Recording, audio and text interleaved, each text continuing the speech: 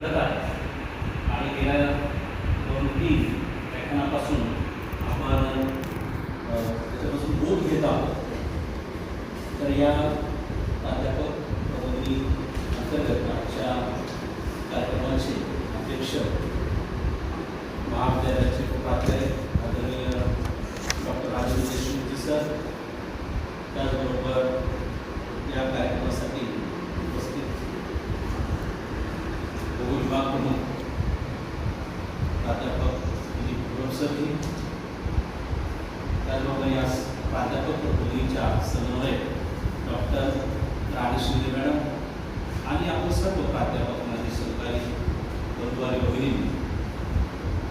तर विषय मी जो निवडलेला आहे तो भारतीय संविधान आणि डॉक्टर बाबासाहेब आंबेडकर. तर या विषयावर अधिकारवादाने बोलणारे राज्यशास्त्र पॉलिटिकल सायन्स चे प्राध्यापक आपले ज्येष्ठ प्राध्यापक आदरणीय प्रकाशजी गायकवाड सर हे उपस्थित आहेत. मी हा विषय जो आहे मला अचानक समजलं 2 दिवसापूर्वी की मला प्राध्यापक पदवीमध्ये व्याख्यान द्यायचं आहे. तर मी कबीरावर बोललेला आहे किंवा इतर माझे काही हिंदी विषय आहेत त्याच्यावरही मी बोललेला आहे. म्हटलं काहीतरी आपण वेगळं बोलण्याचा प्रयत्न करूया आणि म्हणूनच आता आपण आझादी का अमृत महोत्सव आपण साजरा देशभर करीत आहोत आणि ह्या दृष्टीने मला वाटतं की हा विषय फार महत्त्वाचा आहे. अजूनही आपण बऱ्याचशा वेळा संविधान राज्यघटना हा शब्द अनेकदा वापरत आहोत, परंतु राज्यघटनेविषयी नेमकेपणाने माहिती ही होत नाही, ती विद्यार्थ्यांपर्यंत पोहोचत नाही. आजच मी लायब्ररीमध्ये गेलो होतो आणि SY BAचे पुस्तक बघितलं. त्याच्यामध्ये भारतीय राज्यघटना या नावाचं पुस्तक आहे आणि पानं चाळली त्याच्यामध्ये. तर खूप मला उलट त्याच्यातून ते काय मी 10-15 मिनिटं ते पुस्तक चाळले. त्याच्यामधून मला बरीचशी चांगली माहिती मिळाली की क्रिप्स योजना काय आहे किंवा भारतीय राज्यघटना तयार होत असताना ब्रिटिशकालीन जी राज्यघटना होती किंवा त्यांनी काय त्या तरतुदी केल्या होत्या तिथपासून तो कसा भारतीय राज्यघटनेपर्यंतचा प्रवास कसा आहे हा मला ओझरता मला पाहायला मिळाला. खरं तर आपण जो बुद्धिजीवी म्हणतो त्यांना भारतीय राज्यघटनेबद्दलची इतंभूत माहिती पाहिजे, ज्याच्यामुळे आपल्याला न्याय मिळतो आहे, ज्याच्यावर देश चालतो आहे, ज्याच्या आधाराने अनेक प्रकारच्या संस्था ज्या व्यवस्थितपणे कारभार करीत आहेत. तर त्या राज्यघटनेबद्दल ही जनजागृती होणं, विद्यार्थ्यांपर्यंत भारतीय राज्यघटनेबाबतचं ज्ञान पोचणं हे अत्यंत आवश्यक आहे. ज्याप्रमाणे आपण आपल्या दैनंदिन जीवनामध्ये आपण काही गोष्टींना महत्त्व देत असतो, रोज आपण प्रार्थना म्हणत असतो, तर खरं तर प्रार्थनेबरोबर हे संविधानाचं समर्थन होणं, स्मरण होणं ही अत्यंत काळाची गरज आहे. आज आपला देश बघतोय की ज्या पद्धतीने अनेक विविधता आढळून येतात, ते माझ्या व्याख्यानामध्ये विषय येणारच आहे. परंतु भारतीय राज्यघटना ही देशाला दिलेली एक बहुमोल, ज्याची किंमत होऊ शकत नाही अशी अनमोल अशी देणगी प्राप्त झालेली आहे. स्वतंत्र भारताची सार्वभौम जगप्रसिद्ध अशी राज्यघटना लिहून त्या घटनेचे भारतरत्न डॉक्टर बाबासाहेब आंबेडकर हे इंजिनियर ठरलेले आहेत, शिवविचार खऱ्या ठरलेले आहेत. तर या घटनेने सर्व प्रकारची आपणास ताकद दिलेली आहे, एक आपल्याला ऊर्जा प्राप्त झालेली आहे. या घटनेच्या आधारे भारत देश कसा चालवला जातो याचे आपल्याला दर्शन घडते. म्हणून संपूर्ण देशाचा विकास, अखंड हिंदुस्थान भारताचा विकास जो आहे तो घडवून आणायचा असेल तर आपल्याला राज्यघटना जी आहे ती प्रत्यक्षात अंमलात आहेच, परंतु खऱ्या अर्थाने त्याच्यावर अंमलबजावणी होती का ह्याचं सुद्धा आपण आत्मचिंतन करण्याची वेळ येऊन पडलेली आहे. तर देशातील माणसांना माणुसकीचे, सन्मानाचे, नैतिकतेचे दर्शन घडवणारी राज्यघटना ही जी आहे ती संपूर्ण जगामध्ये आदर्शवत ठरलेली आहे आणि म्हणूनच जगाला सुद्धा भारतीय राज्यघटना ही आकर्षित करते. एवढी विविधता या देशामध्ये आहे, एवढं प्रांत, भाषा, संस्कृती इतकी विविध असून सुद्धा हा देश एक संघ कसा राहू शकतो. अनेक धर्माचे, अनेक जातीचे, अनेक पंथांचे, अनेक वाद विवाद, अनेक वाद म्हणजे इझम जो म्हणतो आपण गांधीवाद आहे, सगळं जे आहे ते असून सुद्धा हा देश जो आहे अखंडित आहे. आणि हे जे जगाचं आश्चर्य आहे. म्हणूनच आपल्या देशाकडे अन्य देश जे आहेत ते आपुलकीने पाहतात. आपल्याला माहीतच असेल की आपल्या संसदेमध्ये अमेरिकेचे ज्याला सुपर पॉवर असं समजलं जातं त्या देशाचे बराक ओबामा आपल्या संसदेमध्ये दाखल झाले आणि त्यांनी सांगितलं की त्यावेळी संसदेमध्ये भाषण केलं त्यांनी आणि डॉक्टर बाबासाहेब आंबेडकरबद्दल त्यांनी असं म्हटलं होतं की हा देशातील सूर्य आहे, म्हणजे हा प्रकाश देणारा. आणि खरोखरच त्यांनी जे काही योगदान दिलेले राज्यघटनेबद्दल त्यावेळेस त्यांचं ते सूर्य म्हणणं आमच्या देशामध्ये तर आम्ही यांना ज्ञान सूर्य म्हटलं असतं अशा पद्धतीचं त्यांचं वक्तव्य आपल्याला दिसेल. तर सर्व जाती धर्म पंथ लिंग भेद हे ना जे आहे त्यांना संरक्षण देणारी ही राज्यघटना आहे. बाबासाहेबांनी लिहित असताना म्हणजे सर्व नागरिकांचं जीवन जे आहे त्याच्यामध्ये जुळून निघालेलं आहे आणि निघत आहे. तर या घटनात्मक सर्व अधिकार आपल्याला संविधानाने दिलेलेच आहे. भारतीय संविधान हे कसं आहे सार्वजनिक क्षेत्र असेल ते आपल्याला किंवा खाजगी क्षेत्र असेल किंवा इतर संसद असेल न्यायालय असतील विद्यापीठ असतील किंवा आपण जे काही सहकारी संस्था असतील त्यांना खूप मार्गदर्शनपर असं ह्या घटनेमुळे आपल्याला एक वाटचाल कशी करावी याच्याबद्दलची माहिती त्याच्यामध्ये मिळते.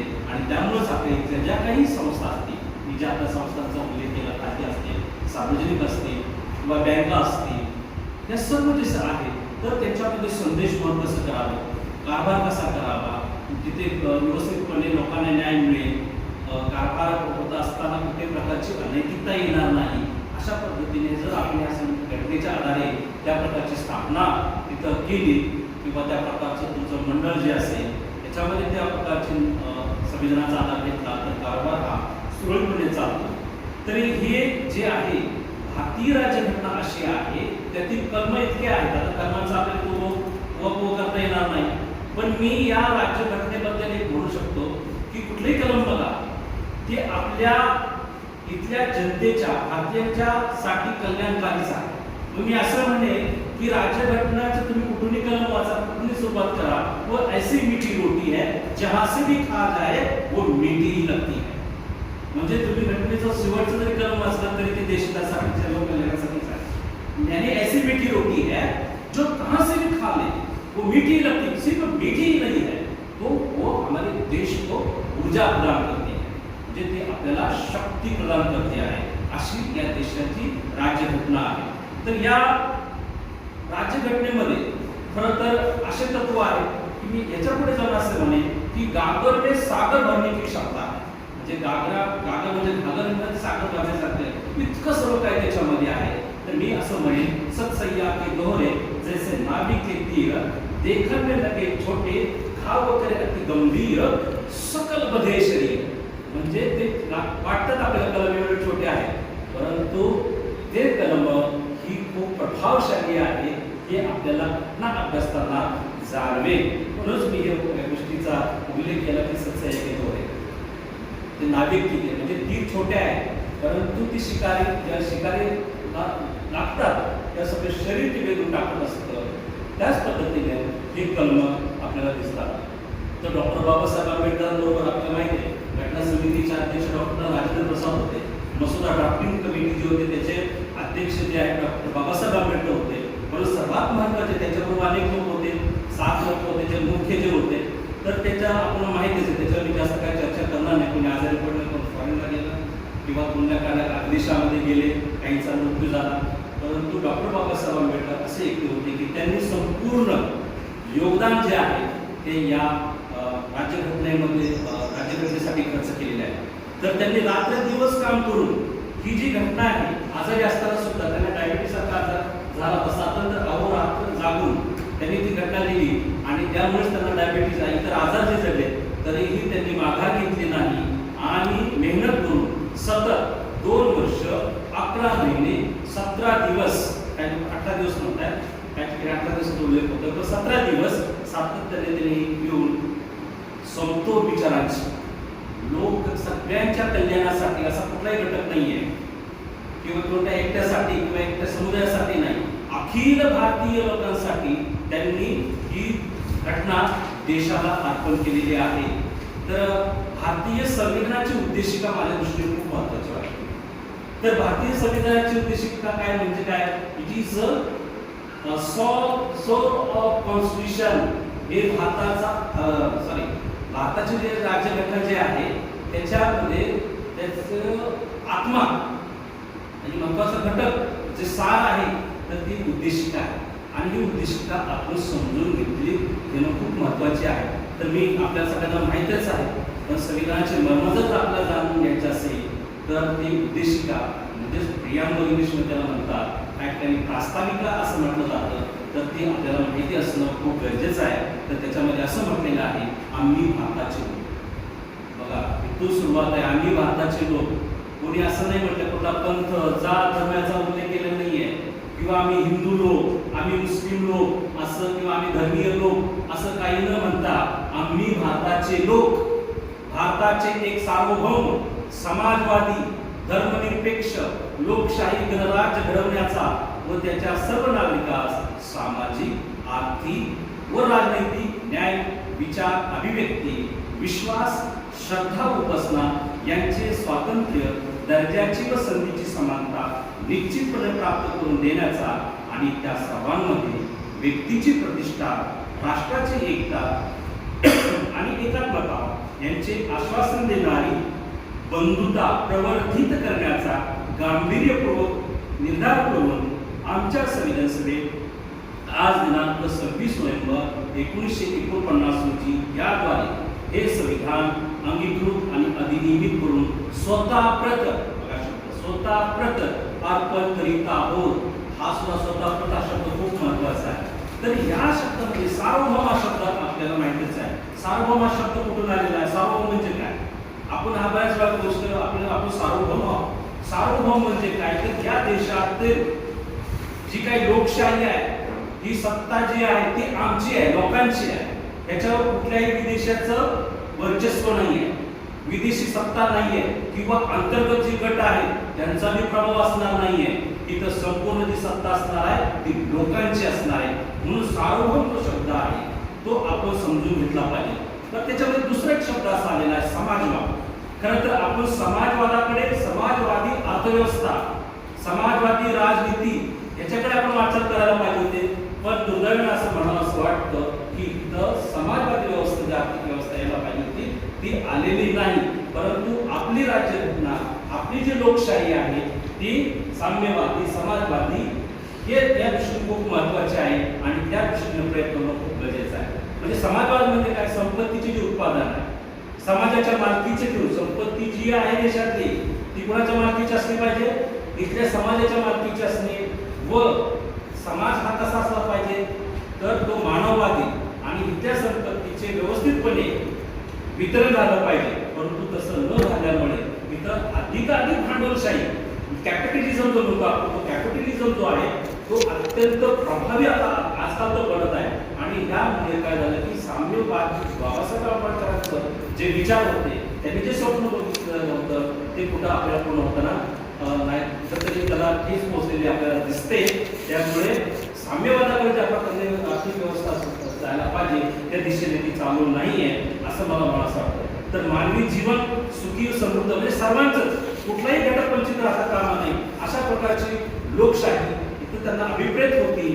तर त्या दृष्टीने त्यांनी हे संपूर्ण जे आहे घटना लिहिण्याचं काम केलेलं आहे.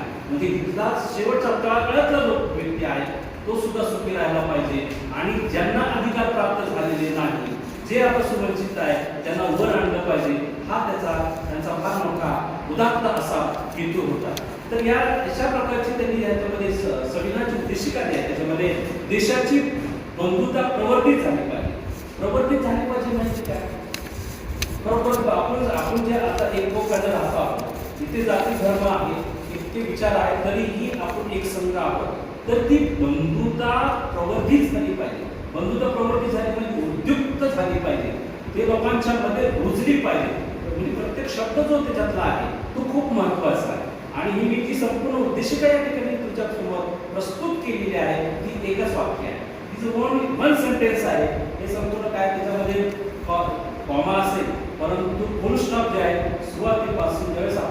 उद्देशिका वाचतो तर शेवटीच त्याचा फुलस्टॉप पूर्ण विराम म्हणजे ही उद्देशिका म्हणजेच एक वाक्य आणि एका वाक्यामध्ये हे सर्व गोष्टी त्यांनी मांडलेल्या आहेत. आता मी असं म्हणेन की भारताचा वैधानिक, औद्योगिक, शैक्षणिक, आरोग्य विषयक संस्कार आहे, संस्कृती, मूल्यविषयक असा सर्वांगीण विकास आज आपल्या गतिमानतेनं होणं आवश्यक आहे. कारण का एकांगी विकास हा उपयोगाचा नाही. सर्वांनी स्वावलंबी बनवणे, भारतातील जे काय बघतो आपण कुपोषण आहे, अजूनही दारिद्र्य आहे, शोषण विषमता आपल्याला दिसून येते. प्रगतीसाठी रोजगार निर्मिती करणं खूप गरजेचं आहे. जगातील व इतर देशांना सुद्धा आपण आपली प्रगती करून दुसऱ्या देशांबद्दल सुद्धा आपण चांगल्या पद्धतीने विचार केला पाहिजे. कारण मला तर नेपाळसाठी सुद्धा आपण पॅकेज घोषित केलं सर, म्हणजे आपली सुद्धा अशी परिस्थिती असताना सुद्धा आपण दुसऱ्या देशांबद्दल सुद्धा चांगला विचार करतो आहोत. जे देश अडचणीत असतील त्यांना सुद्धा आपण त्यांना एक प्रकारे मदत करतो आहोत. तर हे जे आहे म्हणजे शेजारच्या बरोबर सुद्धा आपले चांगले संबंध प्रस्थापित होणं सुद्धा खूप गरजेचं आहे. आणि त्यामुळे अशा प्रकारच्या घटनात्मक तरतुदी सुद्धा आपल्या संविधानामध्ये दिसतात. तर एक आदर्श देश बनवण्याच्या दृष्टीनं ही घटना त्यांनी दिलेली आहे. आपल्या घटनेचं सगळ्यात महत्त्वाची बाब जी मी तुम्हाला सांगणार आहे ती म्हणजे स्वातंत्र्य, समता, बंधुता. आता ही समता, स्वातंत्र्य, बंधुता शब्द कुठून आलेले आहे? तर फ्रेंच राज्यकर्त्यांकडून आपल्याला शब्द मिळालेले आहे.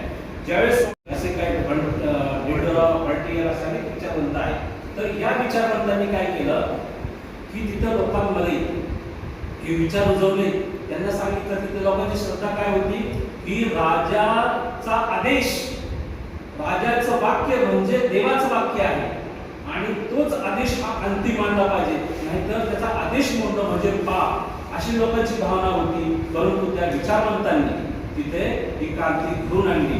वकील असतील, प्राध्यापक असतील, लेखक असतील, त्यांनी त्या प्रकारचं लिखाण करून लोकांमध्ये जागृती केली आणि सांगितले की बाबांनो, याचा राजा वगैरे असा देवाचा कोणाचा अंश नाही आहे, तो तुमच्या सरकारचा एक व्यक्ती आहे. आणि मग नंतर त्या लोकांना जागृत झाली आणि 16व्या लुईची सत्ता उठून टाकली ही आपल्याला ज्ञात आहे. पण त्या क्रांतीनं, फ्रेंच राज्यक्रांतीनं आपल्याला काय दिलं तर समता, स्वातंत्र्य आणि बंधुता ही जे महत्त्वाचा संदेश आहे तो आपल्या राज्यघटनेमध्ये सुद्धा पाहायला मिळतो. खऱ्या अर्थानं समता प्रस्थापित झाली पाहिजे.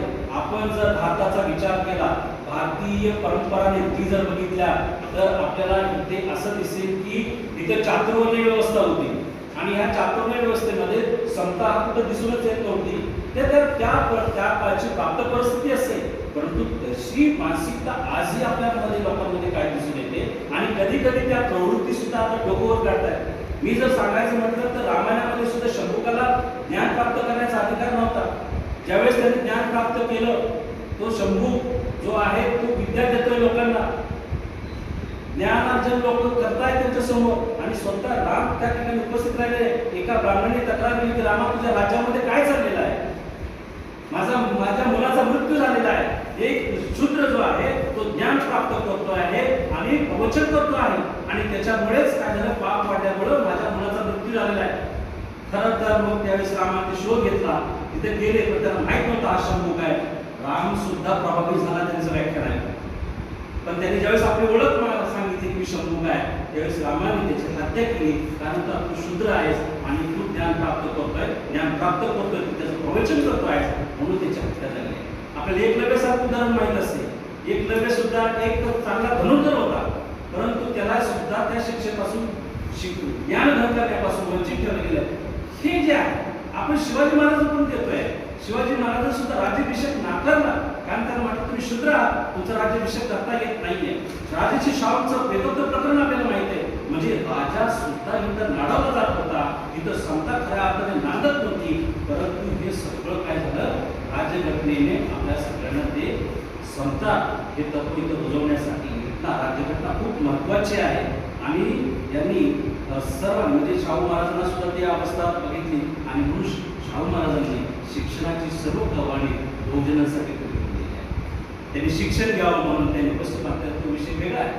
परंतु याच्यामध्ये राज्यघटना अशीच निर्माण झाली का, तर डॉक्टर बाबासाहेब आंबेडकरला ह्या घटनेचा, या इतिहासाचा डॉक्टर बाबासाहेब आंबेडकर पंडित होते, विद्वान होते, त्यांना सर्व गोष्टींचा अभ्यास केलेला आहे. सगळे पुराण त्यांनी अभ्यासलेले आहे, सर्व धर्मग्रंथ अभ्यासलेले आहेत आणि हा सर्व विचार करून त्याचा प्रभाव, त्यांच्यावर झालेले संस्कार, त्यांना आलेले अनुभव, त्यांनी केलेले वाचन, त्यांनी केलेले चिंतन, या सर्व गोष्टींचा प्रभाव आपल्याला पाहावा लागतो.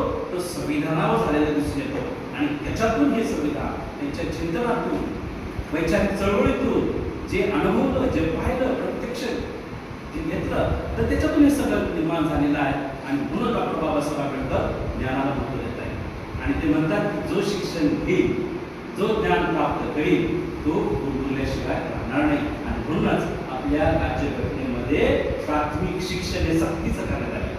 पहा किती मोठा विचार केलेला आहे. देश कुठला पुढे जाऊ शकतो. मागे सुद्धा सरांनी जे नवीन शैक्षणिक धोरण त्याच्यावर चर्चा केलेली आहे आणि इथं शिक्षण महत्त्वाचं आहे. तर ते मजबूत झालं तर देश विकास होतो. डॉक्टर बाबासाहेब आंबेडकरांनी तेच शिका म्हटलेलं आहे. संघटित आणि संघर्ष, शिकण्याला प्रथम त्यांनी स्थान दिलेलं आहे. ज्ञान प्राप्त, आणि त्यांचंच हे वाक्य आहे की जो शिक्षण हे वाघिणीचं दूध आहे आणि जो घेईल तो गुरुकुल्याशिवाय राहणार नाही. तर समता दृष्टीत समाजाच्या निर्माण करण्याच्या दृष्टीनं त्यांनी केले. त्याचे डॉक्टर बाबासाहेब आंबेडकर यांनी त्यांचे गुरु महात्मा फुलेंना मानलेलं आहे. त्यांचे गुरु कबीरदास आहे. त्यांच्या आणि आपण शिवरायांना त्यांनी खूप महत्त्व दिलेलं आहे.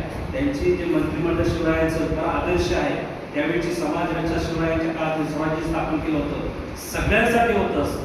त्याच्यामध्ये कोणी असा नाराज जात होता. स्त्रीला सुद्धा समान हक्क होता, स्त्रियांना सुद्धा सन्मान प्राप्त होता, बहुजनांना समान स्थान होतं. कुठलाही धर्म, पंथ, जात त्याच्या आधारावर कोणी त्यांच्या राज्यामध्ये नाळवला जात नव्हता. त्यांच्या राज्यामध्ये सगळ्यांना ज्याचे त्याचे पात्रता असेल त्याप्रमाणे, म्हणजे तो मुस्लिम असू दे, नाहीतर तो बहुजन समाजातला असू दे, तर त्याला त्याच्या राज्यामध्ये स्थान होतं. हे आपल्याला माहितीच आहे. आणि डॉक्टर बाबासाहेब आंबेडकरांसमोर शिवाजीचं राज्य, शिवाजी महाराजांचं राज्य जे आहे ते समोर होतं आणि त्याचा सुद्धा आधार त्यांनी राज्यघटना निर्माण केलेली आहे. तर बाबासाहेबांचे आदर्श म्हणून तुम्हाला माहितीच आहे. त्यांचं एक कोटेशन आपल्याला माहितीच आहे. विद्ये विना मती गेली, मती विना नीती गेली, नीती विना गती गेली, गती विना वित्त गेले, वित्त विना शूद्र खचले. एवढे अनर्थ कशाने केले? अविद्येने केले. अविद्या, अज्ञान हे फार डेंजरस आहे. मी म्हणतो कबीराने सुद्धा तेच म्हटलंय. कबीर सुद्धा त्यांचे गुरुच आहे. पोथी पडी पडी जग में पंडित भयानक होय, काही अक्षर प्रेम का पडे सो पंडित होय. म्हणजे त्याच्याबरोबर पंडित त्यांनी काय सांगितलं, नुसतं ज्ञान असणं उपयोग आहे. तुमच्यामध्ये समता तत्व नाही आहे, तुमच्यामध्ये नैतिकता नाही आहे, त्या ज्ञानाचा काय उपयोग आहे? तर ते म्हणतात की ते कबीर म्हणतात की नुसतं पोथी करून उपयोग नाही, काही अक्षर प्रेम का पडे सो पंडित होय. तर हे जे उदात्त जे काही भाव आहेत ते सुद्धा माणसांमध्ये असले पाहिजे. आणि त्या गोष्टी, हे सगळ्या गोष्टी लक्षात ठेवून डॉक्टर बाबासाहेब आंबेडकरांनी हे महात्मा फुले असतील, सगळे शिवाजी महाराज सांगितलेले आहे किंवा इतर पुढे जे समाजसुधारक आहे त्यांच्या विचारांचा पगडा सुद्धा त्याचा या आपल्या घटनेवर दिसतो आहे. तर आपल्या घटनेमध्ये सर्वात महत्त्वाचं म्हणजे एक कलम आहे स्त्रियांसाठी. महात्मा फुले यांनी स्त्रियांसाठी शाळा बनवल्या. सावित्रीबाई फुलेंचं किती मोठं योगदान आहे. तर ही जी नावं जी आहेत, तर मुलींना बघा, महात्मा फुले ते सावित्रीबाई फुलेंचं समर्पित जीवन जे आहे, अगदी शेवटच्या क्षणापर्यंत प्लेगमध्ये त्यांचा मृत्यू झालेला आहे. म्हणजे सगळं समाजासाठी त्यांच्या संसाराची वाता झाली. मोठे ते टाटा बिर्लापेक्षा महात्मा फुले उद्योग क्षेत्रामध्ये मोठे झाले असते. पुण्याचे तुम्ही जर बहुता बघितले, बरेचसे पूर्ण जर बघितले तर महात्मा फुलेंनीच मानलेले आहे की त्याच्यामध्ये नोंद आहे. त्यानंतर ते फार मोठे बिल्डर झाले असतात, परंतु संपूर्ण जीवन जे आहे त्या दाम्पत्याने समाजासाठी त्याग केलेला आहे. आणि म्हणूनच त्यांचा विचार समोर ठेवून त्यांनी जे हिंदू कोड बिल जे आहे, आपल्याला माहिती आहे हिंदू कोड बिल सर्वांना माहिती आहे, सर्वस्कृत आहे. मी एकच म्हणेन या ठिकाणी, तर ते काय अतिशक्ती होणार नाही. स्त्रियांसाठी त्यांनी हिंदू कोड बिल दिलेलं नाही. तर आज ते हिंदू कोड बिल नसतं तर माझ्या आईला कोणते सवत असतं, माझ्या तरी आईला ती सवत असतं, माझ्या बहिणीला कोणते सवत असतं. परंतु डॉक्टर बाबासाहेब आंबेडकरांनी हे अनंत उपकार केलेले आहे. वडिलांच्या संपत्तीमध्ये सुद्धा त्यांनी हे मुलीचा संपत्ती अधिकार दिलेला आहे. तर इतकं सगळं केलेलं आहे ते. म्हणजे मी थोडक्यात बोलतो की सवत या शब्द तुम्हाला लक्षात आलं असेल की त्यावेळेस दोन लग्न बहुपत्नीक जे होतं आणि त्यावेळेस लोकांनी त्याला विरोध केलेला आहे ना. डॉक्टर बाबासाहेब तुम्ही हिंदू संस्कृतीवर अतिक्रमण करताय आणि हे हिंदू धर्माच्या विरोधात आहे आणि हे संविधान, तरी डॉक्टर बाबासाहेब आंबेडकरांनी त्याच्यावर ठाम राहिले. आणि तुमच्या महत्वासाठी सांगतो की ज्यावेळेस हिंदू कोड बिल नाकारलं गेलं, डॉक्टर बाबासाहेब आंबेडकरांनी आपल्या पदाचा राजीनामा दिलेला आहे.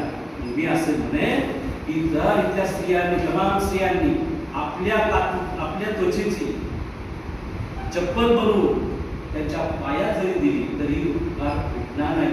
तर त्यांच्याबद्दल इथल्या तमाम स्त्री वर्गाने त्यांच्याबद्दल कृतज्ञ राहिलं पाहिजे. इतके अनंत उपकार डॉक्टर बाबासाहेब आंबेडकरांनी संविधानात केले. आपल्याला माहित असेल, मतदानाच्या अधिकारासाठी पुढारलेला राष्ट्र जे आहेत अमेरिका, त्यांना आंदोलन करावे लागले, स्त्रियांना निदर्शनं करावी लागलेली आहेत. परंतु आपल्याकडे कुठल्या प्रकारची आंदोलन, रक्तपात न होता सर्वांना मतदानाचा बहुमत असा अधिकार प्राप्त झालेला आहे. जे राष्ट्रपतीच्या मतदानाची किंमत आहे, अगदी तळागाळातल्या व्यक्तीच्या मतदानास सुद्धा तेवढीच किंमत आहे.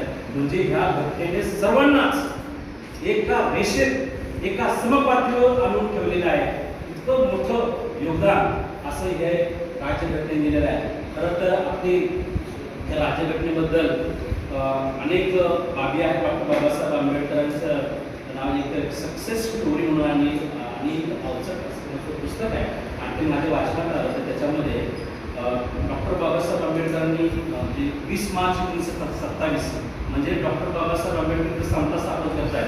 आणि डॉक्टर बाबासाहेब आंबेडकर आजही मृत्यूनंतर किती वर्ष झाले डॉक्टर बाबासाहेब आंबेडकरांचं आजही ते समाजाला मार्गदर्शन करत आहेत. आजही बहुजनांना ते मार्गदर्शन करतात. आज ते अस्तित्वात नाहीये, परंतु त्यांचे विचार आजही जिवंत आहेत, आजही ते प्रासंगिक आहेत. म्हणून एक घटना तुम्हाला सांगतो. आणि त्यांनी त्या पुस्तकामध्ये नमूद केलेलं आहे, 27 मार्च 1927 साली 14 तळ्याचा संग्राम झाला होता. बरोबर आहे. महाराष्ट्राचं जे तळ आहे ते सर्वांना खुलं केलं, 14 तळ असं त्याला म्हटलं जातं. तो हा त्यांच्या जीवनातला एक महत्त्वाचा प्रसंग आहे. आणि त्यांनी ते सर्वांसाठी खुलं केलं. जे जिथं जनावर पाणी पिऊ शकत होती, कुत्र मांजरी पाणी पिऊ शकत होती, परंतु त्या ठिकाणी माणूस हा पाणी पिऊ शकत नव्हता.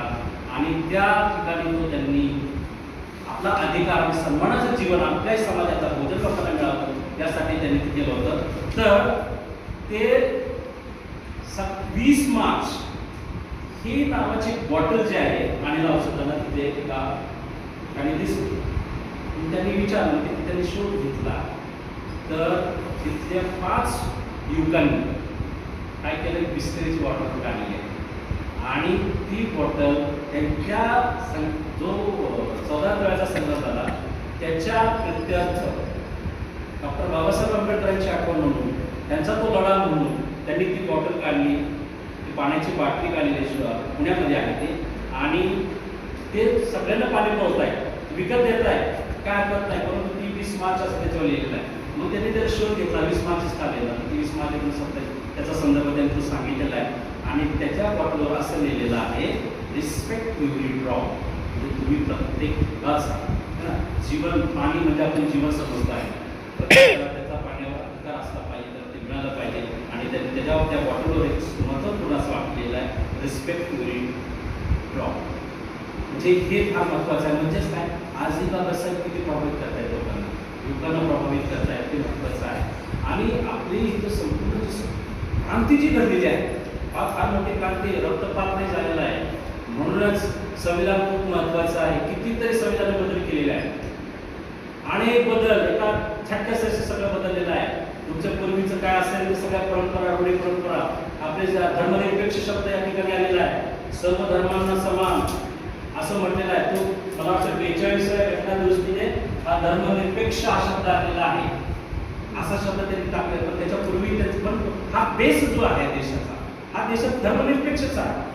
आणि तो आपल्याला टाळून चालणार नाही. डॉक्टर बाबासाहेब आंबेडकरांनी त्यावेळी सांगितलं होतं की जर तुमच्या राजकीय वातावरण जर धार्मिक झालं आणि राजकारणामध्ये धर्माचं प्राबल्य राबवलं तर हुकुमशाही येण्याची शक्यता दाट आहे, असं त्यांनी त्यावेळी सांगितलेलं आहे. म्हणून आपण धर्मनिरपेक्ष आहोत, हे तत्व जे आहे आपण बाळगलं पाहिजे. परंतु या घटनेने आपण बघतोय, राज्य घटनेने संपूर्ण वैचारिक क्रांती आलेली सर्व प्रकारचे बदल आलेले आहेत, सर्वसामान्यांचा विकास सुद्धा झालेला आहे. जी काही जनजाती असतील, जे काही मागास असतील, ज्यांना पूर्वीपासून शिक्षण मिळालं नाही, तर त्यांना सुद्धा समान अधिकार प्राप्त झालेले आहे. त्यांचे जीवन जे माणसामाणसाने जगू लागलेले आहे, घटनेने त्यांना अधिकार दिलेले आहेत. पण डॉक्टर बाबासाहेब आंबेडकर असे कधीच म्हटले. ते म्हटले की हा खालचा समाज जो आहे आणि हा वरचा समाज आहे. खालचा समाज जो आहे तो या वरच्या समाजापर्यंत आला पाहिजे. म्हणजे याचा अर्थ असा नाही आहे की वर असलेला जो समाज आहे तो खाली गेला पाहिजे. दोन्ही समपातळीवर आले पाहिजेत आणि सर्वांना हे जे आहेत अधिकार प्राप्त झाले पाहिजे असं उदात्त हेतू ठेवून डॉक्टर बाबासाहेब आंबेडकरांनी हे संविधान लिहिलं आहे आणि खऱ्या अर्थानं ही क्रांती केली आहे. आमचा हिंदीतला एक कवी म्हणतो, अकबर इलाहाबादी म्हणतो, न खींचो कमान न निकालो तलवार, न खींचो तलवार न निकालो तलवार, जब तोफ मुकाबिल हो, जब तोफ मुकाबिल हो अखबार निकालो. बघा फ्रेंच राज्यकारणी त्याचमुळे तलवारीनं झालेलं नाही आहे ना, तिच्या विचारवंतांमुळे झालेले आहे. आपल्याकडे सुद्धा महाराष्ट्रामध्ये आपण बघतो आहे डॉक्टर बाबासाहेब आंबेडकर असतील, अगदी छत्रपती शिवाजी महाराजांपासूनचा आपण जर इतिहास जर बघितला, तुकोबाबांचं जर योगदान जर बघितलं, गांधी महाराज, आपले शिक्षण महर्षी पद्मभूषण डॉक्टर कर्मवीर बाबा पाटील घेतले, तर त्यांनी संपूर्ण बदल जे आहे ते ज्ञान आधारित आधुनिक विचारांचा अंगीकार केल्यामुळे संपूर्ण आपल्याला बदल दिसून येतात. बाबासाहेबांचा जीवनपट जर बघितला तर पूर्ण संघर्षशील जीवन. त्यांनी वयाच्या 30व्या वर्षापर्यंत शिक्षण घेतलं, विदेशात जाऊन शिक्षण घेतलं, अनेक पुस्तकं अभ्यासली, अनेक डिग्र्या मिळवल्या.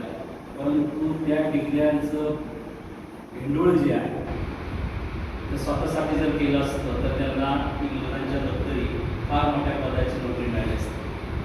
ते फार मोठे बॅरिस्टर काय म्हणतात ते झाले असते, खूप पैसा कमावला असता, अति श्रीमंत म्हणून त्यांची ओळखही झाली असते.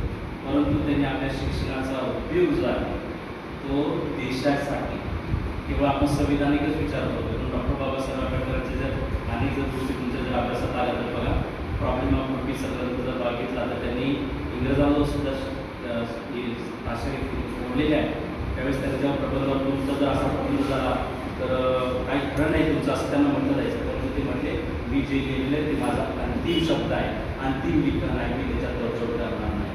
आणि तेव्हा तिथून निघून आले, परत त्यांना तिथं बोलून घेतलं गेलं आणि ते प्रॉब्लेम ऑफ पीस त्याच्यावर ते संस्थेला मान्यता मिळाली आहे. असं देशाबद्दलचं आणि प्रखर राष्ट्रवाद त्याच्यामध्ये होतं. डॉक्टर बाबासाहेबांनी प्रखर राष्ट्रवाद होतं, पण त्याचं एकच म्हणणं होतं की राजकीय स्वातंत्र्य मिळालं, सामाजिक स्वातंत्र्य सुद्धा मिळणं खूप महत्त्वाचं आहे. कारण हा गरीब जो आहे समाज तो गरीब आहे, म्हणून सामाजिक उत्थान होणं खूप गरजेचं आहे. म्हणूनच मी आता म्हटलं घटनेमध्ये आरक्षण जे होतं आपलं ते फार महत्त्वाचं होतं. आदिवासी लोक काहीच माहीत नव्हतं, जे दीनदलित लोक होते त्यांना ज्ञान काय असतं, पुस्तक काय असतं काहीच माहीत नसतं, तर त्यांना त्यांनी त्या प्रकारचं संरक्षण दिलेलं आहे. आज सगळ्या प्रकारचं संरक्षण त्यांनी दिलेलं आहे. आपण जर आता इतर राज्यामध्ये अजूनही बघितलं जातं की अनेक घटना आपल्याला ऐकायला मिळतात की अमुक जातीमध्ये बहिष्कार टाकणं म्हणतो किंवा नाडवून जाणं म्हणतो आपण, किंवा अनेक प्रकारचे अडवणूक करणं म्हणतो, तर ही केली जाते. म्हणून डॉक्टर बाबासाहेब आंबेडकरांनी हे जे आहे ते संविधानाने त्या लोकांना संरक्षण देण्याचं काम केलेलं आहे. म्हणूनच त्यांच्या डिग्री जे ते दिलेले आहे त्यांनी ते समाजासाठी खर्च केलेलं आहे, देशासाठी केलेलं आहे. ते ज्यावेळेस निरंतर अविरत काम करत होते, त्यांनी आयुष्यामध्ये कधी विश्राम घेतलाच नाही. जर तुम्ही त्यांच्या संपूर्ण कार्याचा जर आढावा घेतला तर अचंबित होण्यासारखं आहे. त्यांचं वय वर्ष 65पर्यंत नाही का, आणि त्याचा दीक्षा घेण्यापर्यंत त्यांचा जीवन प्रवास जर बघितला तर तुम्हाला आश्चर्य वाटेल की इतकं मोठं काय एक उन्हासारखं चालवता, पत्रकारिता आहे, साप्ताहिक चालवता आहे, चळवळी घेत आहे, परिषदा घेत आहे, परिषदेला उपस्थित राहत आहे, शिक्षण चालू आहे. किती म्हणून किती एवढ्या छोट्याशा जीवन कालावधीमध्ये इतकं काय करू शकतो व्यक्ती. आपण एक डिग्री प्राप्त करायची PhD झाली म्हटलं तर किती त्याचा 15-20 वर्ष निघून जातात, किती आपण त्याला येऊन जातो. पण ह्या माणसाने ज्ञानप्राप्तीबरोबरच ही सामाजिक क्रांतीमध्ये सुद्धा आपला फार मोठं योगदान दिलेलं आहे. आणि त्यावेळेस ते बघायचं की यांच्या माझ्या गरिबांच्या समाजातल्या लोकांच्या डोळ्यातला दिवा जो समाज विजू लागलेला आहे आणि तो विजू द्यायचा नाही, त्याला प्रज्वलित ठेवायचं, यासाठी डॉक्टर बाबासाहेब आंबेडकरांनी या घटनेमध्ये या तरतुदी करून ठेवलेल्या आहेत. माणसाने माणसासारखं वागावं, मानवतावाद तिथं स्थापित व्हावा, हाही घटनेचा मोठा लोककल्याणकारी विचार आहे. मानवतावाद जो आहे खूप महत्त्वाचा आहे. माणसाने माणसासारखं वागावं हा उदात्त हेतू ठेवून त्यांनी राज्यघटनेमध्ये अशा प्रकारच्या तरतुदी केलेल्या आहेत. एवढंच काय तर अण्णाभाऊ साठेंचा मला इथं आदराने उल्लेख करावा असं वाटतो की अण्णाभाऊ साठे हे साहित्यरत्न म्हणून त्यांची ओळख साहित्यामध्ये आहे. आणि त्यांनी फकीरा नावाची जी कादंबरी लिहिलेली आहे ती डॉक्टर बाबासाहेब आंबेडकरांच्या लेखणीला, झुंजार लेखणीला त्यांनी समर्पित केलेली आहे. आणि त्यामुळेच ते म्हणतात, जगबंधुनी घाव सांगून गेले भीमराव, गुलामगिरीच्या या चिखलात, गुलामगिरीच्या या चिखलात मधुर बसलाय रावत, अंग झाडून निघ वागेली, घे पिढीवरती घाव, धर्मंतांनी अखंड पिळले, धर्मंतांनी अखंड पिळले, धर्मांतांनी असेच छळले, जणू मगराने जणू माणिक गिळले, चोर झाले साव. अशा आपल्या देशाची परिस्थिती अगदी 4 वळणांमध्ये त्यांनी मांडलेली आहे. आणि त्यांनी भीमरावने जे सांगितलेलं आहे त्याचा तो असा वारसा विचार करून आपण पुढं वाटचाल केली पाहिजे असंही त्यांनी सांगितलेलं आहे. डॉक्टर बाबासाहेब आंबेडकरांनी असं म्हणायचं की कॉम्युनिटी विद्यापीठामध्ये होते तर ते म्हणायचे, माझ्यासाठी अन्नासाठी पैसा नाही, काय अन्न घेण्यासाठी पैसे नाही आणि मला झोपण्यासाठी सुद्धा तेवढा पगार वेळ नाही. तर ते अखंड असे अभ्यासू व्यक्तिमत्वाचं आणि त्या अभ्यासू व्यक्तिमत्वाचा हे जे काय त्यांचं चरित्र सांगतो त्याचा समज मी त्याची संवेदनशील होत आहे. कारण का कुठं ना कुठं त्यांनी जे वाचलेलं आहे, तुम्ही म्हणत आपण असं म्हणतो की बरेच जण म्हणतात की आपली राज्यघटना म्हणजे कॉपी पेस्ट आहे. एवढं ते सोपं नाही आहे, कॉपी पेस्ट नाही आहे. तर त्याच्यामध्ये इथल्या वातावरणाशी, इथल्या समाजव्यवस्थेशी हे सगळं जुळून घेणं आणि त्याच्या प्रकारची घटना लिहिणं खूप अवघड काम होतं. पण सहजपणे काही ठिकाणी असं उल्लेख केला जातो. परंतु ते तत्व घेणं अमेरिकेची जी काय असते अध्यक्षीय शासन पद्धतीने जसे तसे शिकायले नाही, किंवा इंग्लंडचे जे राणीला जे अधिकार आहे त्या प्रकारचे नाही आहे. राष्ट्रपतीला त्यांनी थोडंसं कमी अधिकार दिलेले आहे, किंवा नामधारी पद जे आहे त्या पद्धतीचं आहे. तिथं दुहेरी नागरिकत्व नाही, अमेरिकेमध्ये दुहेरी नागरिकत्व आहे, राज्यामध्ये आणि केंद्राचं सुद्धा दुहेरी नागरिकत्व आहे. तर हे सगळं जे आहे हे त्यांनी सगळं अभ्यास केला आहे. विशेष म्हणजे प्रत्येक देशाची मी महत्वाचं वाक्य बोलतोय की प्रत्येक देशाची त्यांनी राज्यघटना अभ्यासलेली आहे. आणि मग सगळ्या घटनांचा अभ्यास करून राज्यघटनांचा अभ्यास केलेला आहे आणि त्याच्यातून तयार केले. म्हणजे आपल्याला काय आपल्या देशासाठी होते आहे त्यातील तत्व स्वीकारलेले आहे. आणि स्वतः सुद्धा त्याच्यामध्ये स्वतःचं चिंतन, मनन, अभ्यास करून जी काय मांडणी त्यांनी केलेली आहे. तर हे सगळं जे आहे ती राज्यघटना अशी इतकं सहजसहजी आपल्याला मिळालेली नाही आहे. तर लोकशाहीच्या दृष्टीने त्यांनी 4 पूर्ण अटी सांगितलेल्या आहेत. डॉक्टर बाबासाहेब आंबेडकर म्हणतात की लोकशाही आपल्याला माहिती, लोकशाही हा शब्द डेमोक्रेसी, डेमोक्रेटिक असं म्हटलेलं आहे. डेमोस हा शब्द जो आहे ग्रीक शब्द आहे. डेमोस म्हणजे लोक, क्रेटिक म्हणजे राज्य चालवणे, डेमोक्रेटिक असा शब्द आलेला आहे. तर हा ग्रीक शब्द आणि आपल्याला अब्राहम लिंकनची व्याख्या माहितीच आहे की त्यांनी असं म्हटलेलं आहे, democracy is government of people, by the people and all the people असं म्हटलेलं आहे. म्हणजे संपूर्ण लोकांच्यासाठी, लोककल्याणासाठी चालवलेलं राज्य म्हणजेच लोकशाही असं म्हटलं. पण ही लोकशाहीमध्ये त्यांनी जी बाबासाहेबांनी जी 4 तत्त्व जे सांगितलेले आपली घटना लोकशाहीवरच आधारित आहे. आणि ते जे आहे त्यांनी सांगितलं की समाजामध्ये विषमता, भेदाभेद असता कामा नये, अर्थात सगळीकडे समता हवी. हे त्यांनी एक तत्व पाहिलेलं आहे. विरोधी पक्षाशिवाय लोकशाही असू शकत नाही.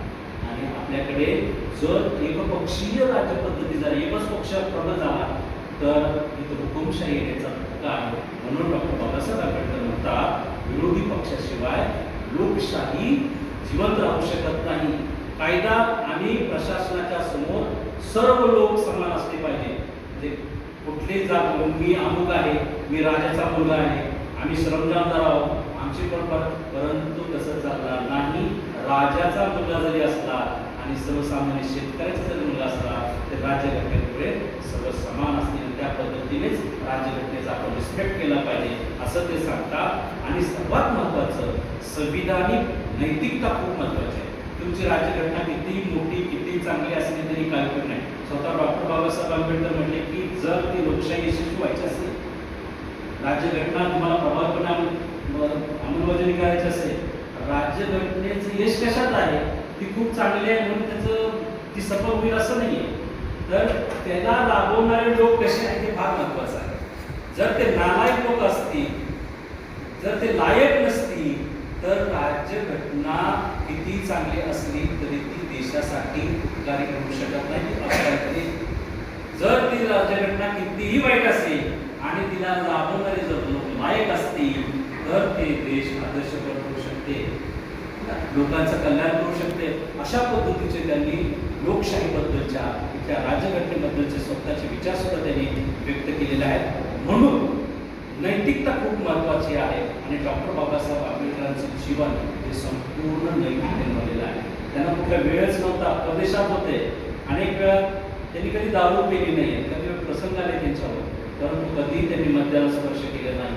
अतिशय नैतिकपूर्ण जीवन त्यांनी जगलेलं आहे आणि हे सगळ्यात महत्त्वाचं आहे. त्यांच्या जीवनामध्ये त्यांनी अशा पद्धतीची तो म्हणजे पूर्णपणे मी बघितलं, तुम्हाला मगाशी बाबतीत सांगितलं की त्यांना झोपायला वेळ नाही, अन्नासाठी पैसे नाही आहेत आणि जे पुस्तकं म्हणजे अनाशासारखं ते पुस्तक वाचायचे, जितकं ज्ञान मिळत तितकं ते मिळवायचे. आणि त्यांनी असा मी जगाचा एकच असा व्यक्ती आहे की जो पुस्तकासाठी गौरवला आहे. त्यांचं जे राजगृह मुंबईमध्ये आहे तर तिथं अधिकाधिक पुस्तकं आहेत. तर प्रख्यात्रे त्यांच्याकडे गेले होते, प्रख्यात्रेने ते बघितलं किती व्यासंगी माणूस आहे, सातत्याने अभ्यासामध्ये व्यस्त आहे आणि त्यांची लायब्ररी बघितल्यानंतर एवढंच नाही, नुसती लायब्ररी असं उपयोग नाही आहे, त्या लायब्ररीमध्ये अत्यंत दुर्मिळ अशी पुस्तकं अशी ठेवलेली आहेत आणि त्यांचा ते अभ्यास करताय, त्याचा अन्वयार्थ लावताय. त्यावेळेस प्रख्यात्रेंनी त्यांना त्यांच्यासमोर आपली लेखणी समर्पित केलेली आहे. हे महत्वाचं आणि त्याचा प्रभाव जो आहे तो त्यांच्या राज्यघटनेमध्ये त्यांच्या अभ्यासाचा प्रभाव हा दिसतो आहे.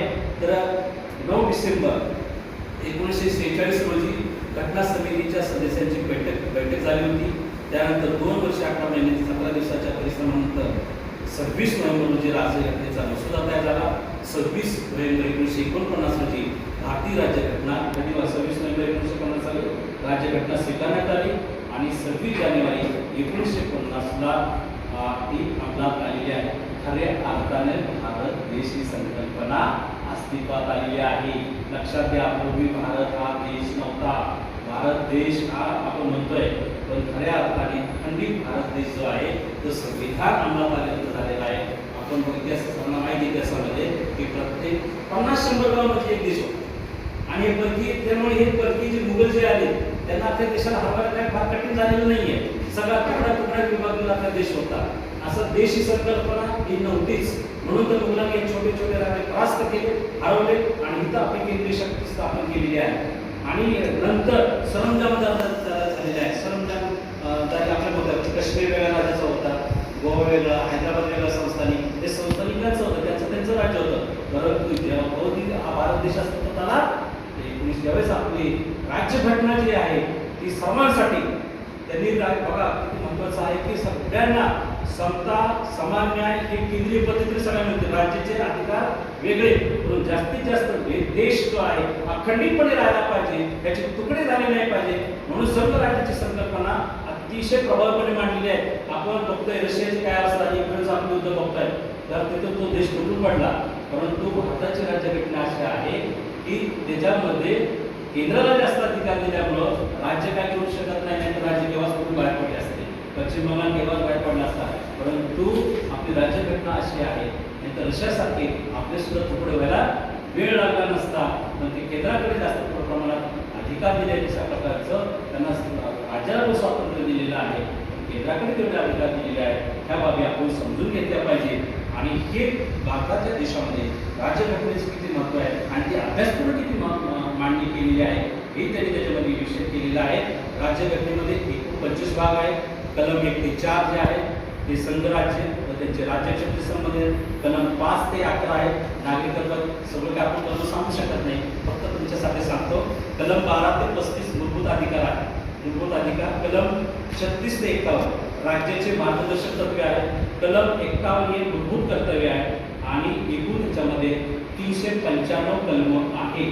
तर हे अशा पद्धतीचे आपली राज्यघटना आहे. मी आधी खरं तर आपला वेळ घेतलेला आहे, परंतु माझं जेवढं अल्पसं ज्ञान जे काय होतं राज्यघटनेमध्ये डॉक्टर बाबासाहेब आंबेडकर आणि राज्यघटना त्यांचे विचार, त्यांचे जे काही त्यांचा अभ्यास, ह्याच्यामध्ये राज्यघटनेत काय योगदान आहे, ते आदर्शक राज्यघटना आहे आणि ती आपलं जीवन व्यापून टाकणारी आहे आणि म्हणून ते आपल्या त्याच्याबद्दलची माहिती असणं आवश्यक आहे. या दृष्टीने मी माझं इथं प्रेझेंटेशन केलेलं आहे.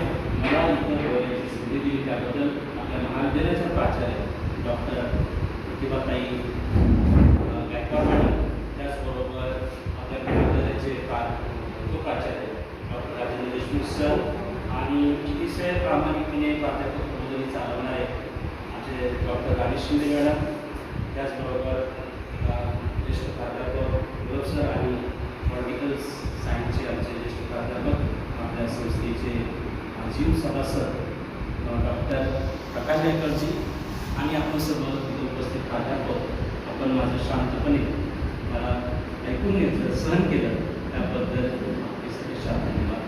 जय कर्मवीर.